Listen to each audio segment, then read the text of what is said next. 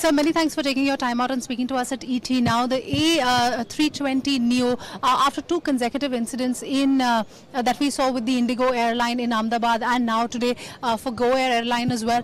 What is the rationale behind grounding these planes, and why the dichotomy between the Indian regulator, the DGCA, that has grounded the plane, while the European regulators have still decided to go ahead and let the planes fly? Every safety regulator has to make their own decisions about which engines are safe, which engines are not safe. We have been tracking these engines very carefully over the last few months. You have to remember that out of the 43 post 450 series engines, 19 are here in India. And of course, the climatic conditions and the operating conditions in India are different from those in Europe and in the US.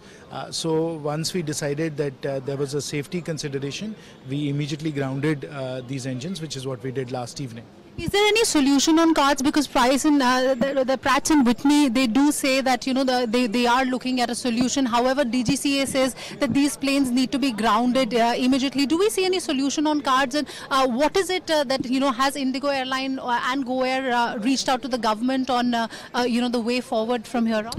I'm an engineer myself, and I understand that when it comes to these technical matters, you have to absolutely go through and do the diligent engineering work that is required to ensure that these engines are fully safe.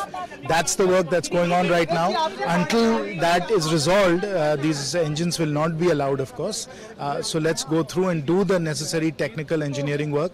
And only when we are fully satisfied, and of course we will be collaborating with our fellow regulators in Europe and in the US, until we are all fully satisfied, these engines will not fly. Sinha, before I let you go, and I have to ask two questions. One on the pricing, because the Delhi-Bombay airfares have skyrocketed post this incident. And secondly, on the expression of interest that we are expecting for Air India, how soon can we expect that coming in? And have we heard anything from a jet-based consortium? There are a lot of reports on that they're going to bid. Airline pricing is very dynamic. It goes up and down, and I'm sure it will settle down very soon if there's been any recent upsurge in prices. As far as the Air India matter is concerned, it's a confidential process. I can't speak about it right now. Thank you so much for speaking to us.